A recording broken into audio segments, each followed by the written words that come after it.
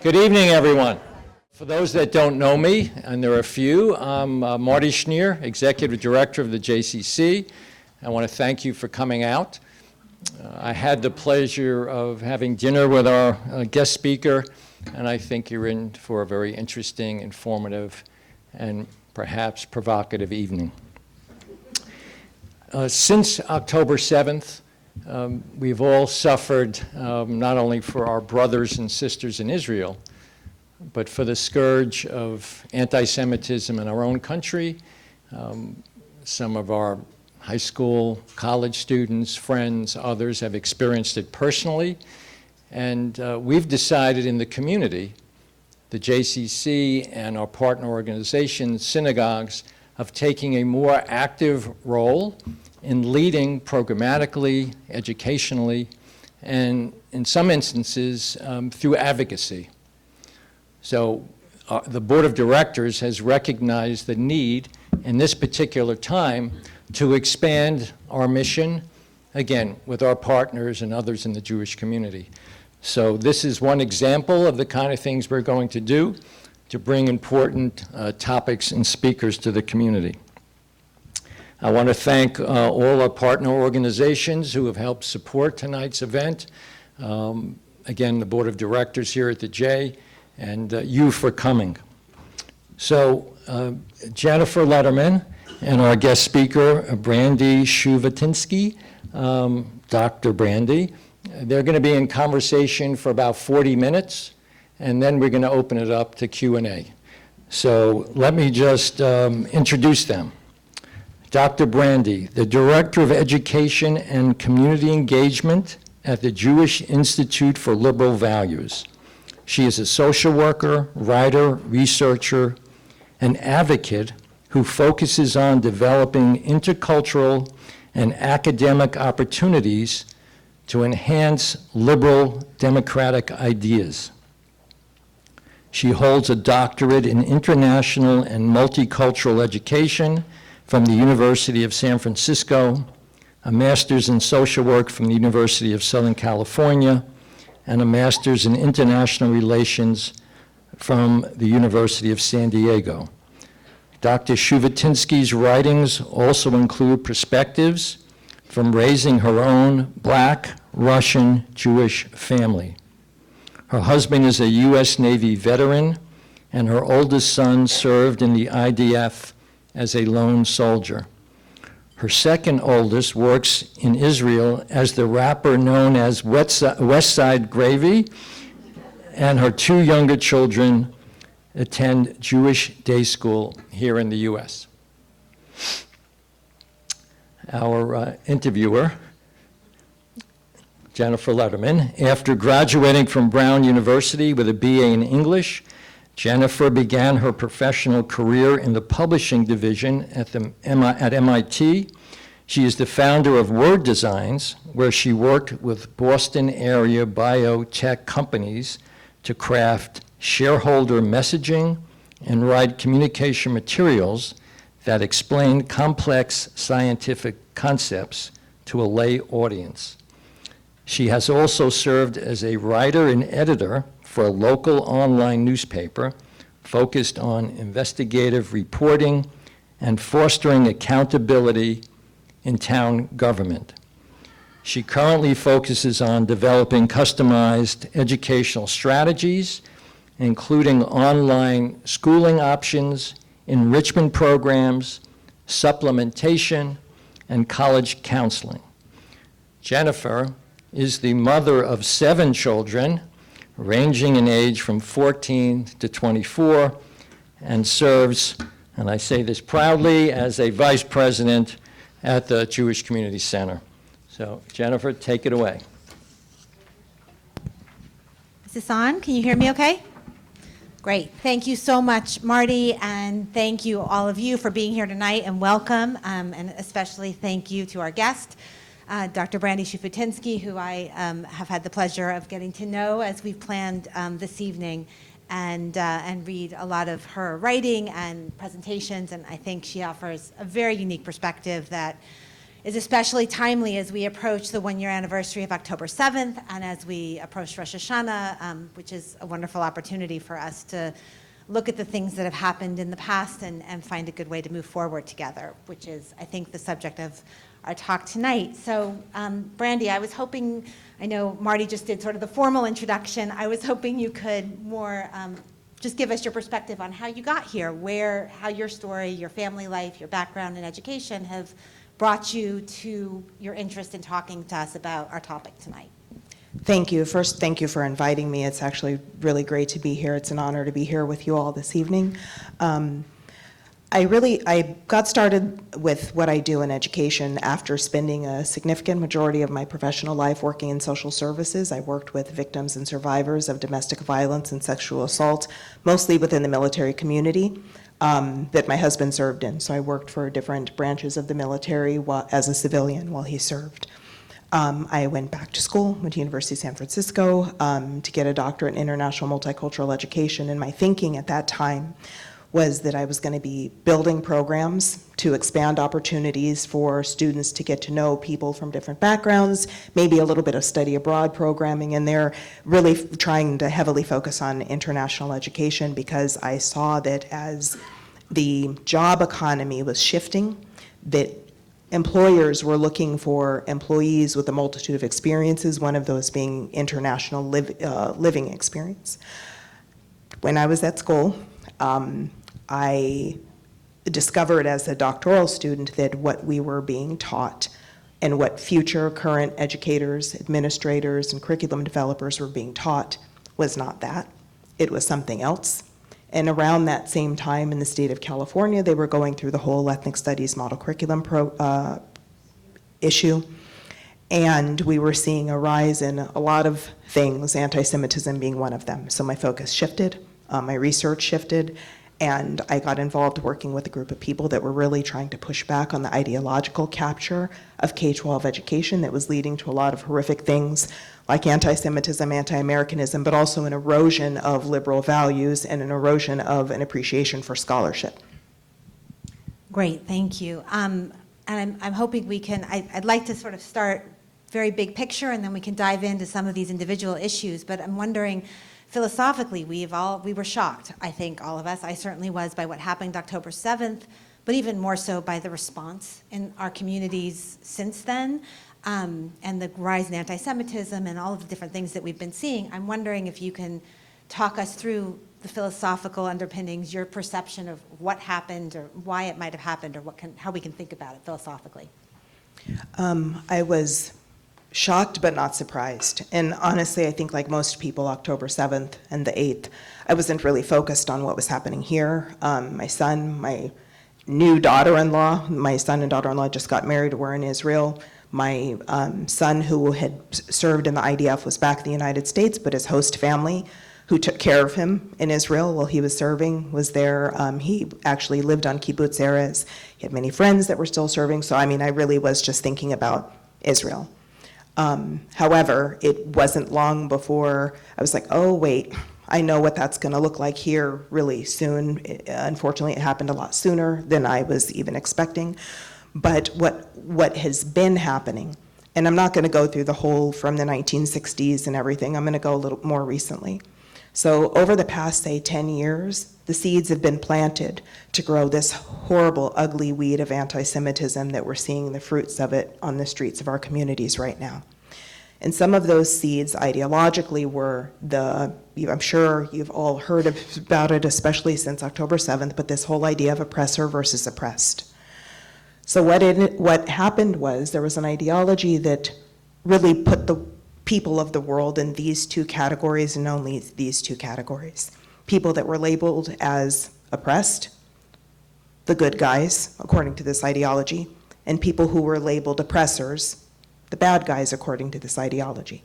And there were a couple of things that were a couple of attributes that led to those labels. So if you were going to be labeled as an oppressor, it was going to be based on a couple of things: your color, real or perceived success, your economic status, generally.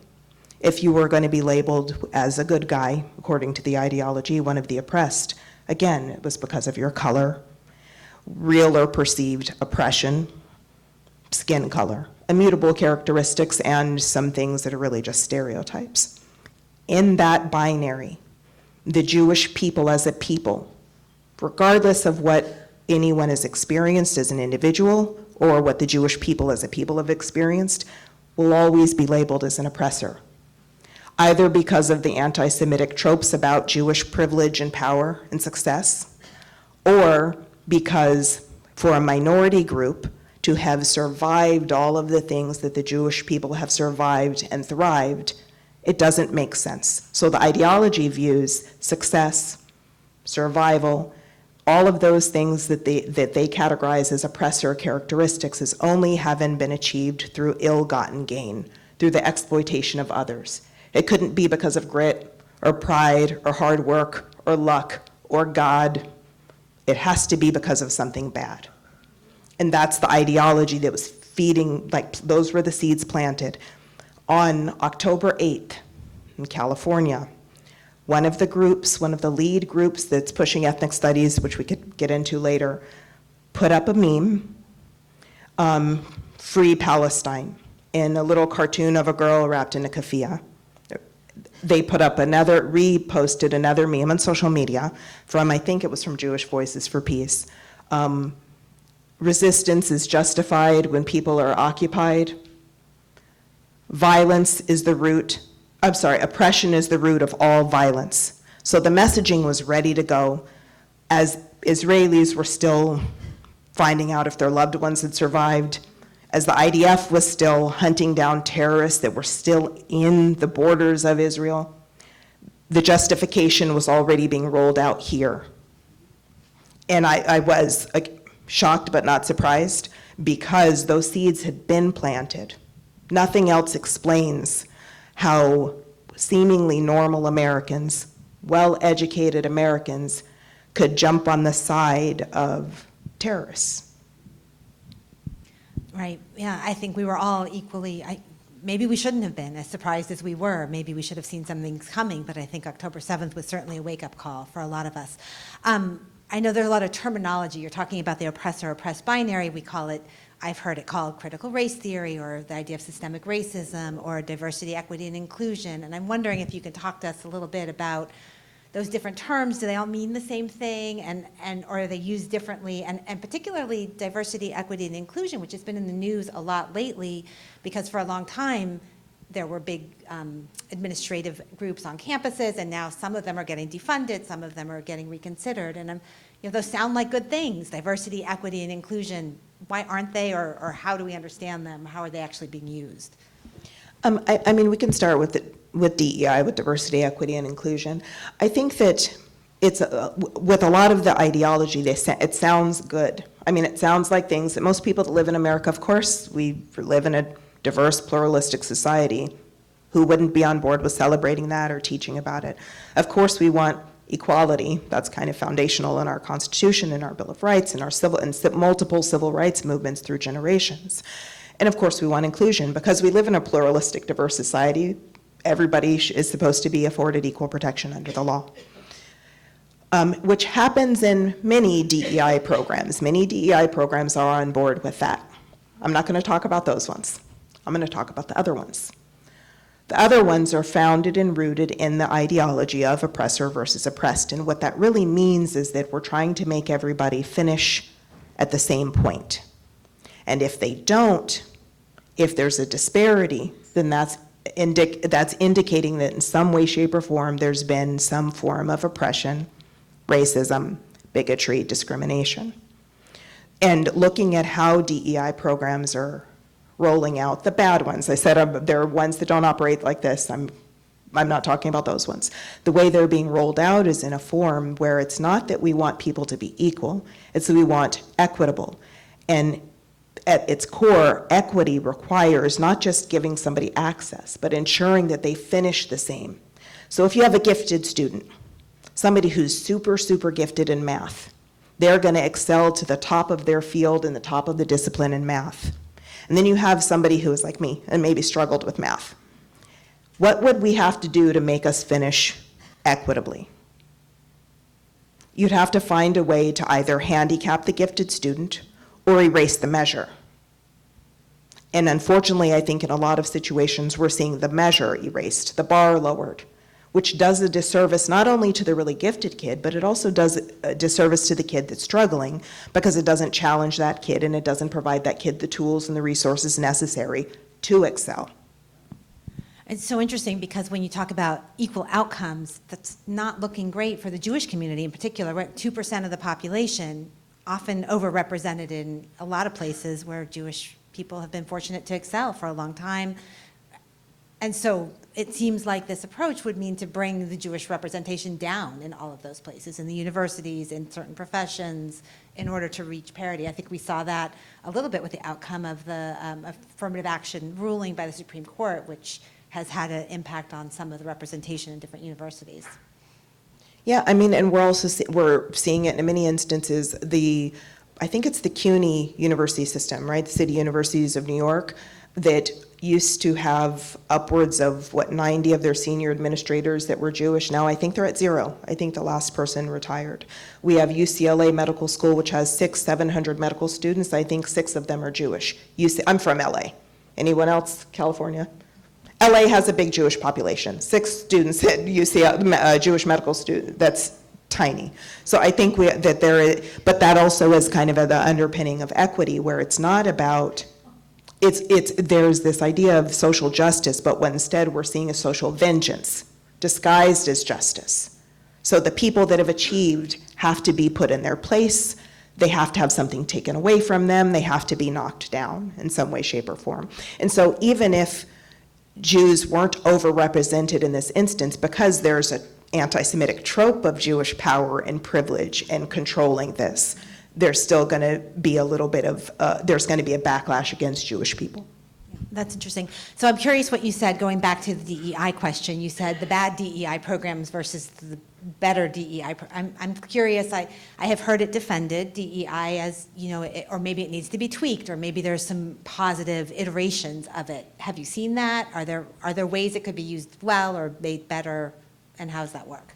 If DEI isn't based on oppression, but it's based on, we recognize that we have differences, we have diversity not just in skin color, there's diversity of culture, of thought, that we're a diverse society. If we realize that if we want to achieve equality so people have equal access to everything we should have access to as American citizens, if you want to uphold values and ideas of inclusion, okay, that sounds like a DEI program that we should get on board with. And an example of that I like to use is if we think about getting into a building. Say you have a building, it's your workplace, it's your office, and there are stairs going to that building.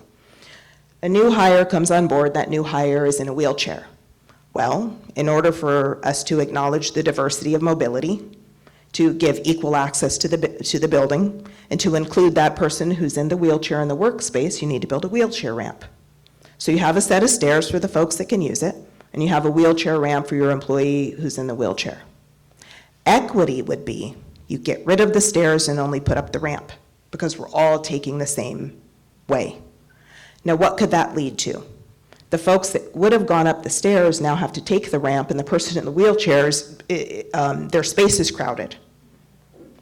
And so looking at what equity versus equality means is important. And there's a huge focus on equity, equitable. We need equitable outcomes, equitable this. And I just challenge everybody to really ask, what do you mean by equity? If the person really means equality, all right, great. But if they mean equity, where you're knocking away the stairs and forcing everybody to only have one option, that doesn't sound like a program that I think that we should be on board with. Yeah, and it's interesting because I think everybody of good conscience agrees that there have been problems in the past with how we have treated different groups of people. There's been exclusion, there's been redlining, there's been quotas that have limited certain groups' access to things. And I guess the question is, how do we rectify that? How do we approach it? And as I was preparing for tonight, I came across 2 quotes that for me I think were super interesting. They're both very short, and I just wanted to read them and see if we could talk a little bit about it. The first one is from Ibrahim Kendi, who I think is well known as one of the founders of this sort of new movement in addressing systemic racism. And he wrote, "The only remedy to racist discrimination is anti-racist discrimination. The only remedy to past discrimination is present discrimination. And the only remedy to present discrimination is future discrimination." which seems to indicate sort of an ongoing process of recalibrating. And of course, the other quote that is on my mind all the time, because I memorized it when I was little, is Martin Luther King, which is, "I have a dream that my 4 little children will one day live in a nation where they will not be judged by the color of their skin, but by the content of their character." And I'm wondering if those two, like, how do we reconcile those two different approaches to addressing problems that have been in our society and helping everybody get to where they need to be? I mean, the first thing is to realize that none of these programs are a time machine. You can't rectify what was already done. It's in the past. That's why it's called history. You can address how we live currently, and you can address or try to address where we move in the future. And the conversation that Kendi and those who are on board with his thinking tend to ignore or maybe don't have is that, yeah, race and racism have been impactful or influential on people's experiences. But I question whether they're determinative.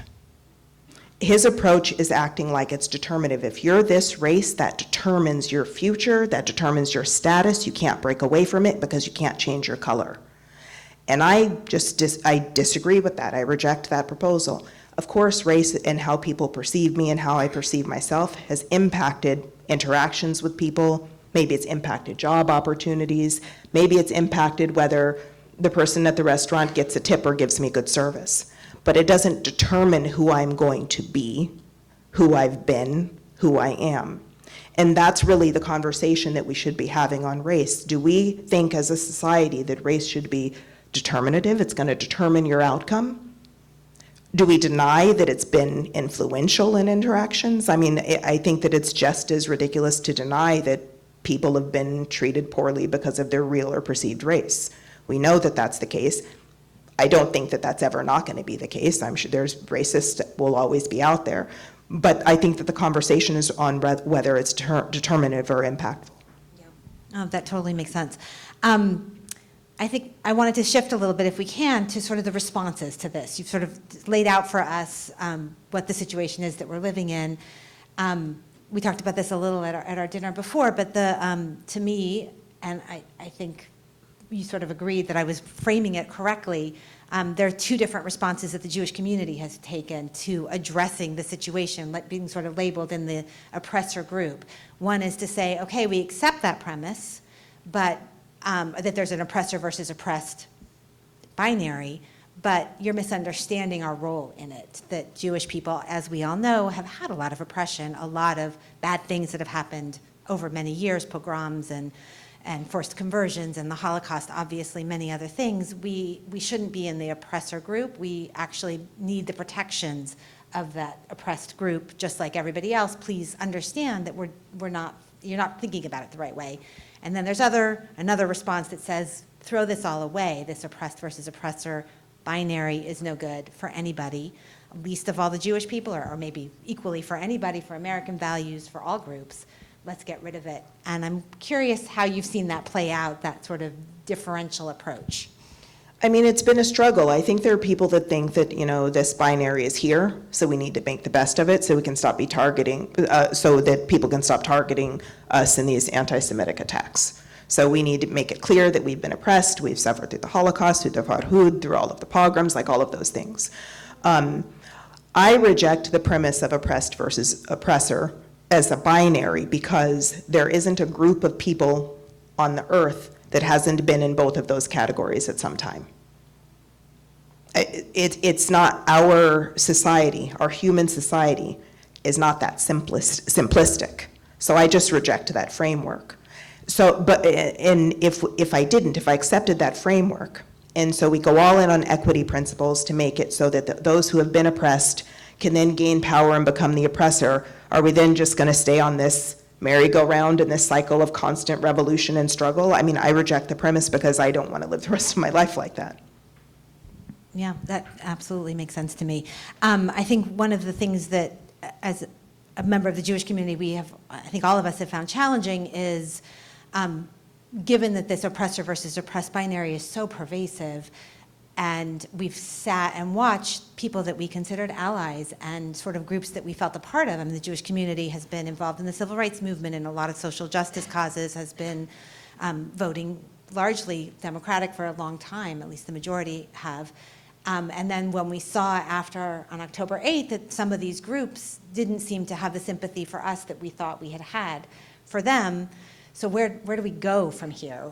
If we thought these were our friends and they're not, how do we then re-navigate a new world where the things that we thought were true are no longer true? So when we were having dinner, someone brought up, I don't see if she's here, that there are some people that, yeah, they still are our friends. Maybe they're just misguided and they can be taught or educated, or conversations can be had with them. And I think that that's true. I think it's also true that, sometimes the people that were your friends yesterday aren't your friends tomorrow. And it's accepting that. And it's time to make new friends and look for new friends. I don't like the idea, especially given my previous work, of tying ourselves to any group of people, any individuals that are abusing us. That's a victim mentality. And I think that we should reject that idea. That goes right along, like, with accepting an oppressor versus oppressed binary. Of course, there are people that you're connected to. They could be people in your family. They could be people that you've been friends with for decades, that you're going to keep having those conversations and discussions with because there's a level of commitment there. And I respect that. And there are other people that they're not going to change their mind because they've accepted this binary hook, line, and sinker. And you're going to have to cut ties, and it's going to hurt. And you're going to be angry, and you may cry, and your feelings may be hurt. And I still think it's worth cutting that tie because it's not worth it to stay with somebody who thinks that you don't have a right to exist. Right. It's funny because it reminds me a lot. I've been reading about the concept of arguments for the sake of heaven, which is machlochet l'shem shamayim. Excuse my terrible Hebrew pronunciation, but it's a Talmudic concept that Jewish people thrive on discussion and argument, and what's the joke about you get two Jews in a room and there's at least 3 or 4 opinions of flying around with those two people. And that's supposed to be good, right? That is how we come to truth. That is how, but we need a certain kind of arguing. We need an arguing that makes room for you to be wrong, that makes room for humility, that makes room for finding truth rather than tearing someone down. And I'm just wondering how, we talked about this at dinner, we have arguments with the people who are yelling from the river to the sea and Israel is a settler colonial estate. Like, we have arguments potentially with them. We have arguments within our own community, within the Jewish community, about how best to respond to this. Navigating that is hard, those kinds of conversations, and being able to exist in them without losing everybody. I mean, it is. It's difficult. I'm not trying to minimize anything. It's very difficult, especially right now, post-October 7th in the United States, and in certain places where we thought we were welcome and found out, learned the hard way that we're not. I don't think that it's in something that's easy to experience or that there's an easy solution to it. It is a reality. And there are other people, other groups of people who don't deny the Jewish right to sovereignty and emancipation, that maybe as communities and organizations we haven't reached out to, that maybe it's time to. I appreciated what you said earlier tonight about how sometimes when we're picking which groups to ally with, we put other priorities above the commitment to Israel. Can you talk a little bit more, sort of explain what you had said before? Yeah, so we were talking about, by and large, and this is, again, like I said at dinner, I'm going to generalize hugely, like this is generalizing. By and large, in the United States, American Jews have attached to causes that have been more on the progressive or left liberal side. Whether it's the environment, whether it's choice, whether it's civil rights, whatever. Those are things that by and large, Jewish organizations and individuals have attached to. And what we're seeing is that in many of those spaces, those are the places that are the most anti-Zionist, anti-Semitic right now. So and then on the conservative side, there are many, many groups that are very, very pro-Israel, but not for those other causes. And so we were talking about just the question, well, why are we, again, generalizing, willing to compromise on the right of our people for those social justice causes on this side to stay aligned with these groups as allies? And we're not willing to then sacrifice those social causes and align with folks who celebrate and support our right to sovereignty. And I just think that that's an internal conversation and question that we need to wrestle with. Yeah, that absolutely makes sense. I think related issue and something that's been on my mind a lot is the whole concept of free speech and where that plays in here. Because when you hear people yelling, Israel is a settler colonial state, or Israel is committing genocide, things that we know aren't true, there's a natural inclination to say, I want to shut that down, I want to stop that conversation. I just learned that a bunch of the campus organizations that are opposed to the state of Israel have reserved campus space on October 7th in 2 weeks to celebrate the resistance, to celebrate really what's been going on, what happened in Israel, and fighting back, and celebrate the resistance, as they call it. And that's difficult, and I guess the natural first inclination is stop that, but that really is in opposition to our commitment to free speech as a country, and I'm wondering, I guess, where do we draw that line? Like, how do we celebrate free speech while also acknowledging that, is there anything that's not appropriate to say, or are there things that are outside of an appropriate conversation? I mean, I'm not an attorney, so getting into the legality of free speech, I cannot do, and I'm Maybe not the going to morality try. rather than the Yeah, legality. but looking at, if we're talking about on campus, yes, Americans have the right to free speech. And on campus, they have other codes of conduct that students and professors have to abide by, which is why when there are protests on campus or demonstrations, they had to get a permit. It's why they had to reserve the space. They couldn't just go out there willy-nilly. There are policies and procedures. There's bullying, there's harassment, there's safe campus environment. There are all of these policies that a campus has rules for. And if it's a public campus, it's not just the campus rules, it's the city or state rules that they're supposed to abide by. So sure, I have the right to say what I want, or I have the right to feel however I want. I could be the biggest bigot in the world. I have the right to. I'm an American. I have the freedom to. That doesn't mean that I get to harass your right to be safe and walk through campus and attend class safely. My right doesn't supersede yours. So I would look at just what's the campus policy? Does not if this were any other minority group would it be allowed? We already know the answer to that. What's the policy? What's their policy on threats, bullying, harassment, equal access to campus grounds, which we saw in the spring, many of the encampments blocked Jewish students from attending campus.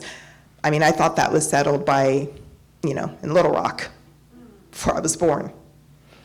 So, but it's looking at what are the rules? Equal protection under the law.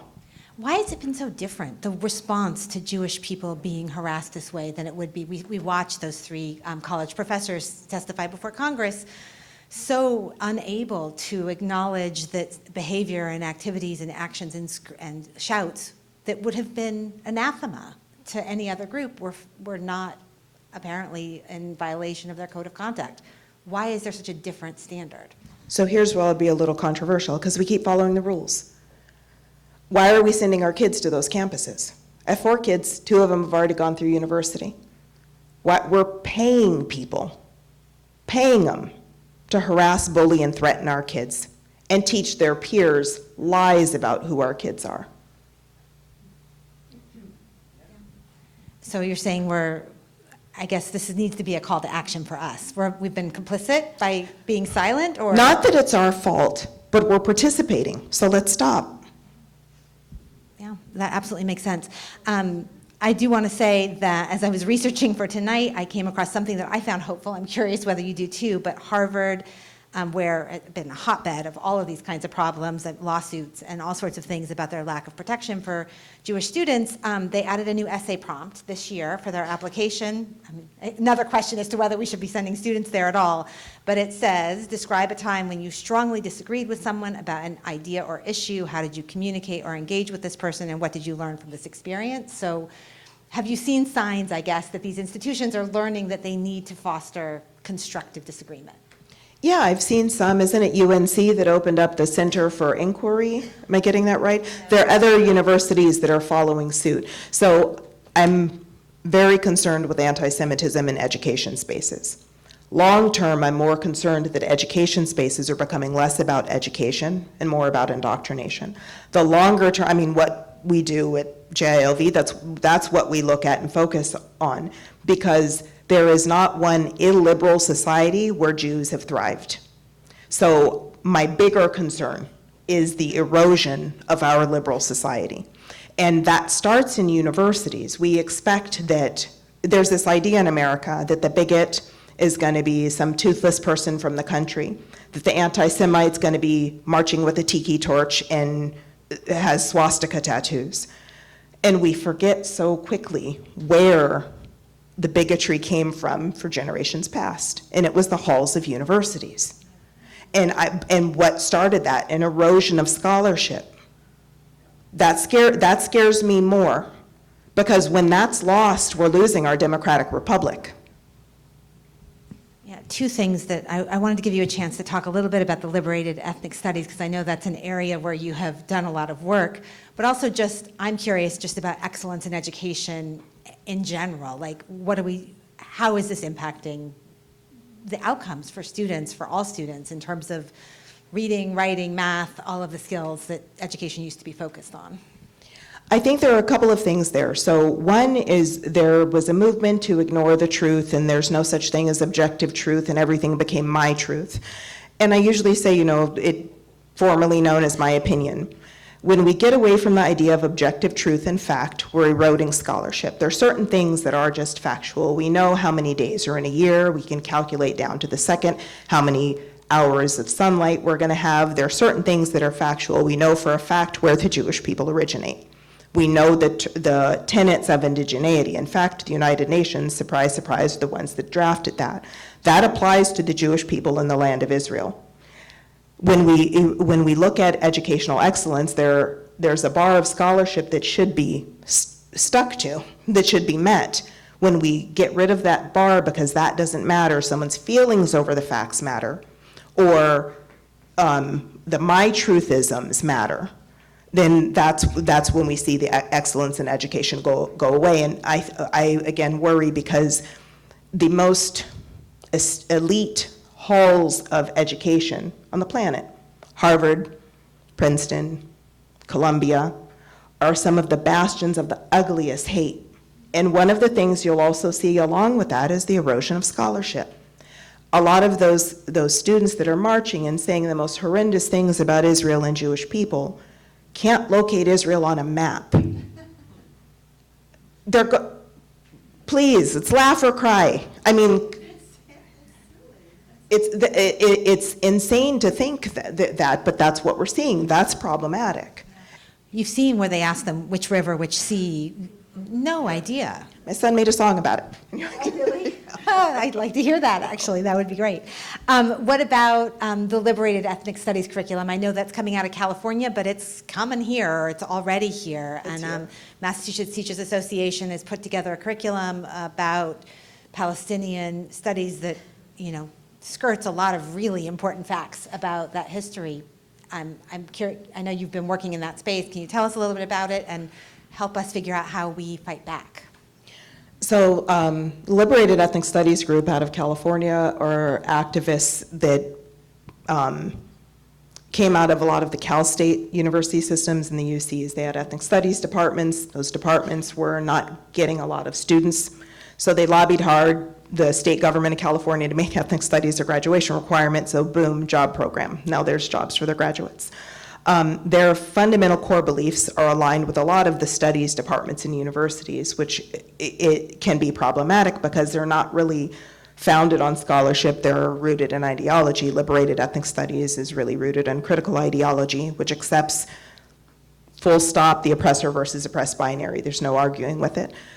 One of the problems that we're seeing is there's this union between the activist organizations and the teachers' unions to bring this pedagogy, not just to make ethnic studies as a class a requirement for kids, but to impose an ethnic studies pedagogy in all subjects. And so how that rolls out is programs like ethnomath, which it eliminates in California, and it's being challenged, but it eliminates the possibility for kids in the 8th grade to take algebra, which eliminates the possibility for kids to graduate high school taking calculus. You can't do it, there aren't enough years. And that's being done based on an ethnic studies pedagogy, based on an equity framework, that we have to get rid of upper level math, because it's for the bourgeoisie. I mean, it really is a neo-Marxist equity, everybody needs to be the same ideology. And where I said that one of my bigger concerns is the erosion of scholarship. Well, what's going to happen when this spreads to all of these states and we have American kids graduating high school who have, not because they couldn't, but never had access to calculus? Where does that leave MIT? That's happening here. My sister's town, no algebra in 8th grade anymore. They've gotten rid of it, and it's happening all over the districts in Massachusetts, I've heard, more than just one.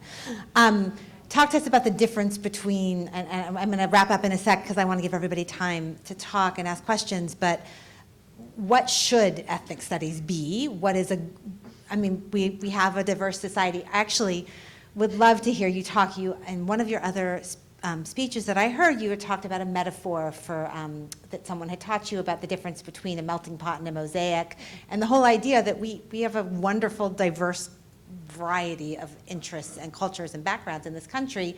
Why aren't we teaching that?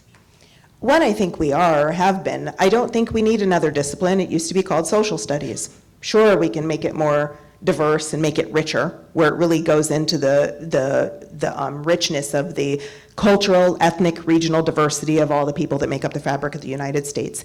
And I mentioned the mosaic. So when I was a kid, when I was in 6th grade, my teacher, Mrs. Sherman, described America as a mosaic, not a melting pot, a mosaic. We have these unique, individual, beautiful pieces, and together they make a beautiful picture. And that's my idea and vision and experience with America. Some of those pieces are broken, some are kind of old and they need to fall off. They're not so good. But that's the vision, that there's individuality together with, melded or bound together with togetherness, where it makes a beautiful picture. And so I don't think we need ethnic studies to teach that. So we make curricula more rich, make it deeper. That happens every generation, or it's supposed to. And one of the issues that we see out of ethnic studies in California is a significant portion of the student demographic is mixed. So this ideology isn't making sense for them anyway. What do you do with it? Or they're from a group that wasn't identified when ethnic studies became a thing in the 60s. From LA, there's a huge population of Armenians. Where do they go? What are they labeled? Like, it doesn't fit anymore. So one last question, if you don't mind, and then I think we'll open it up for audience questions. I'm curious if we can go back really big picture again and sort of give some advice. What do we, in our homes, in our schools, in our community, what can we do? Are there any easy steps that you would recommend for all of us who care about this to make it better? Easy steps, no, but I'll give you some hard ones. I think, one, it's important to be involved. If you have a kid in school, if you have a nephew or niece in school, if you have a grandkid in school, know what they're being taught. Be involved. Go to a PTA meeting, go to a school board meeting, and I don't mean where everybody's yelling at each other and all the rest of it. Know what's happening. You have a right to. You're a taxpayer. You're a citizen. Run for school board. Those are like little, if you can't or don't want to, identify somebody that you can support and support them to run for school board. Demand excellence. Lowering the bar does not help anybody. There are kids that need many more supports. I've had a couple of those kids. Make sure they have access to them. But there's no need to lower the bar. What happens to the kid, I haven't said this here, I talk about it a lot. I was the kid that was super gifted and really poor. If I didn't have access to the gifted and talented education program through my public school, I would have had nothing. Those programs are being taken out of schools in the name of equity. So the kids that grew up, like my kids grow up, where their parents can afford private school or tutors or anything they need, they'll be fine. The kids that grow up like I did will have nothing. We need to demand excellence of our schools. And the other thing is really just repeating Ben Freeman's mantra, and that's Jewish pride. Enough of this apologizing and, oh, we should be ashamed or we need to be, no, there's none of that. Having pride in yourself and your community doesn't mean that you think that you're better than somebody else. It means that you're not going to sit there and be stepped on. And I think that that's an important thing for us to not just teach our kids, but to teach ourselves. Absolutely. Thank you. Please join me in thanking Brandy. Thank you. It's great.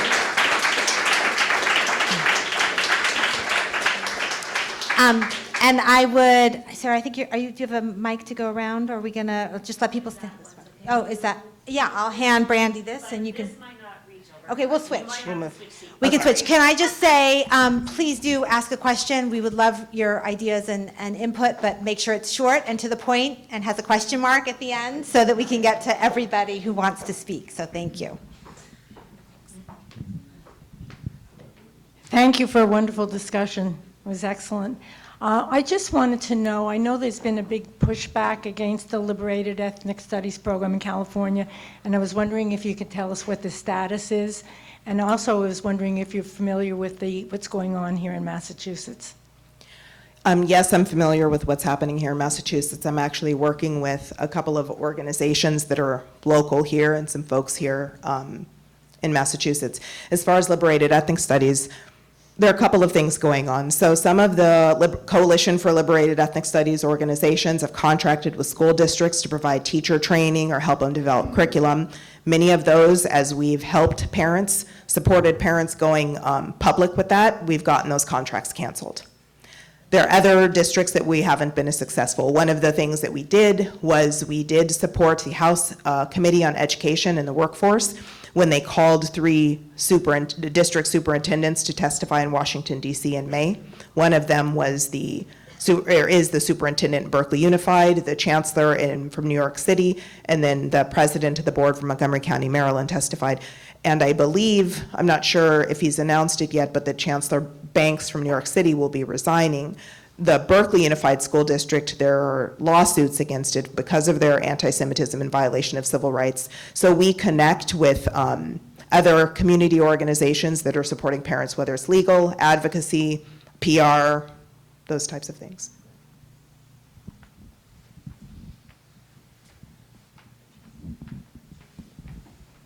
Hi, thank you so much for all that you've shared with us. So I've noticed in a lot of the conversations that are going around within communities that I've been part of, that there is a real Americentrism in the way of looking at everything happening, not in the United States and not in countries that were touched by European hands, if you will. So do you have any ideas of how to kind of fight back and be like, these parts of the world don't work like the United States. We can't just pick it up and apply it in the same way when talking about these things happening. Just that. I mean, there are examples to give, and a few years back, there were activists that pushed a reframing or redefining of the word racism. And so it was, what was it that, however the definition was, it was that only white people could be racist. If you weren't white, you couldn't be racist. And so many people brought up, well, how do you explain all of these other instances where there were no white people involved and there was racism between 2 different groups of people? It's really just about pushing back, but it also depends what type of environment. So is this happening in a school setting, at a workplace? Online. Within groups that are very social justice oriented, particularly within particularly within the fandom, costuming, and LGBT spaces that all kind of come together at the same place. In some of those spaces, you'll be able to push back by stating this is really American-centric or this is American supremacy. Maybe don't do that. Other ones are not going to listen, but it depends. In the spaces that you're talking about, I'm not quite sure how well that'll work because I've seen it, and there are people that are really entrenched in the idea that they can take American social constructs and social realities and apply that other places. I'm not sure. Sorry.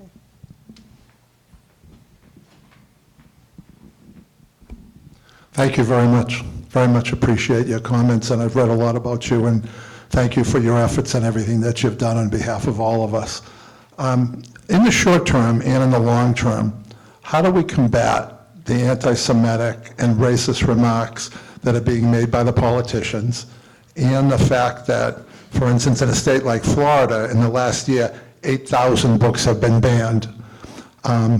Short term, we've got 42 days to go. I think I know the answer to that. But in the long term, how can we as one community, keep fighting those, again, anti-Semitic and racist remarks that are being made by some of our leaders? I think that one of the biggest things to do is to be able to call it out and draw, kind of shine a light on what's happening, because a lot of those remarks are made and other people don't know that, didn't hear it, or they don't know that it's anti-Semitic or racist, or they don't know why. I think being able to explain it in short form, but I mean, you said it, with when we're talking about elected officials, you fight back by voting.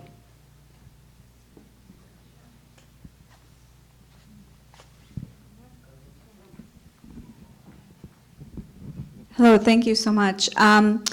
This coming November in Massachusetts, the MTA, the Massachusetts MTA is sponsoring a referendum question to remove the MCAS as a graduation requirement. And I'm wondering if you know anything about that and if you feel that's in line with what's going on with equity, where they're trying to remove, any type of testing requirement.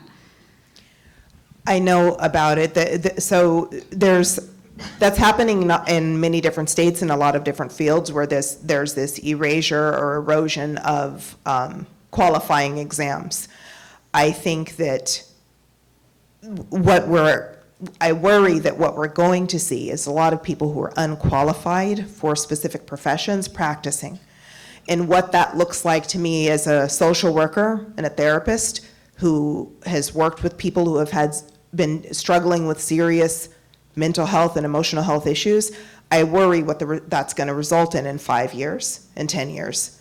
Yes, I think it's related, and I think it's just part of the erosion of academic excellence and scholarship and expertise. Thank you so much for this conversation. It's so important. Have you had any success, have you discussed this with diversity, equity, and inclusion officers in public schools?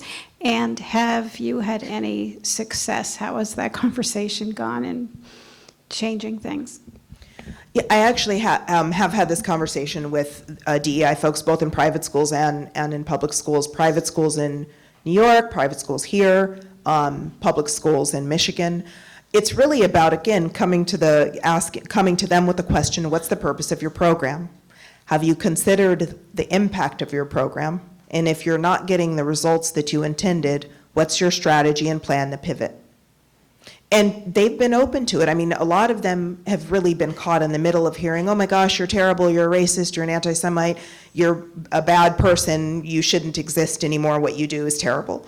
So when they're presented with that, they shut down or get defensive. I think that this needs to be a conversation about, have you considered that what you're trying to do may not be the best way to go about the goal that you say you want to achieve?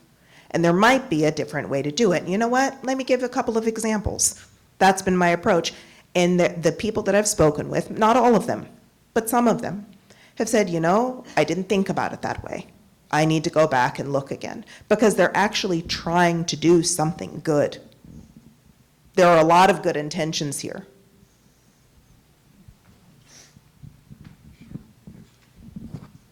Thank you. When do we see the amount of children not dying?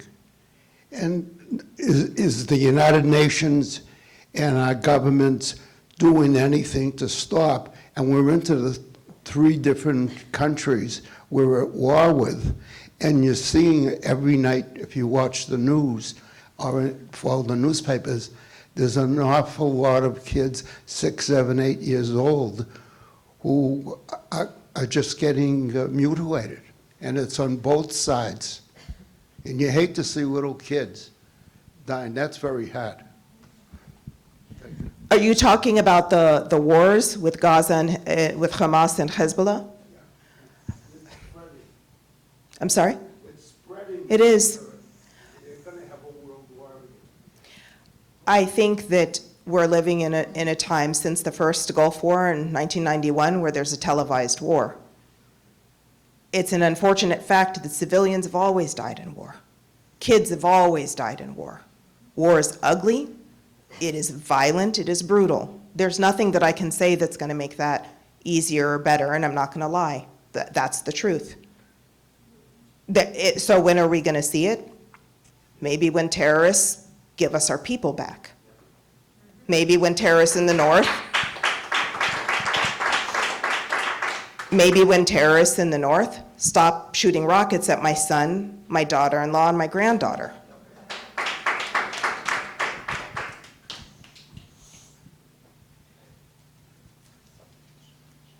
anybody have any other questions? I have one, if that's okay. Well, it was one I didn't have a chance to get to, so as long as we have a few more minutes. It's actually sort of a personal one. It's a little bit about parenting, because I know I have a lot of kids, you have a lot of kids. I think probably everybody in this room has young people that they care about, and one of the hardest things, I think, for a lot of us looking at the world that they're inheriting is, how can we be doing this to them? How can we send them off into this place where it seems like it's such a mess? And thinking about this, I actually found something that you wrote the other, I don't even know when, in the last couple of months, I think. I'm going to read it if that's okay. I hope you won't mind if I read your own words to you, but I found it really interesting and provocative, and I was hoping we could maybe talk about it. So I found it, I think, on Twitter. You wrote, "Years from now, people will look back at the mass delusion that has taken hold of a generation of the most privileged people to have ever lived and wonder where we, the adults, went wrong. They will question why we, the adults, willingly turned over our authority to ignorant youth that cannot distinguish right from wrong. They will wonder why we placated lunacy and foolishness rather than requiring curiosity and scholarship. And I'm willing to bet that they will find that the answers lie in a society that was so kind and just that the privileged got bored and decided to invent grievances." And I'm wondering if you can just elaborate on that a little bit and talk to us about how do we push back against that for our own kids in our own homes and for the people that they meet when they go out into the world. So I can only speak to myself as a mom, but if my child was walking out of class and spray painting a building that I was paying tens of thousands of dollars a year for them to attend and learn, I might have something to say to them about it. I might. That's what I meant. The types of violence and vandalism that we saw on campuses was only happening at the most elite institutions in our country, and there's a reason for that. I don't think there was one encampment on an HBCU, a historically black college or university. The kids that could afford to go sit in a tent on a lawn with buckets and everything else for weeks and weeks and weeks probably weren't the kids that had to do work study. That's what I meant. So let's acknowledge it. Sounds like privilege to me. So those of us who are lucky enough to be raising children with resources and privilege, this is something we talk about a lot. How do we not have the negative impacts of that? Like I said before, my kids have a lot of privileges and resources, but they're not going to be spoiled. You can have all the resources and all the money and everything that you can provide everything for your kids. They don't have to be brats. They don't. There's a difference in that. Great. Does anybody else, before we close up, have any other questions they want to ask? I think we're good. Then I want to say thank you again. Please join me in thanking Brandy for being here. I think you'll probably be able to hang around for a few minutes if people have questions and they want to come up. But thank you all very much for being here. We really appreciate it.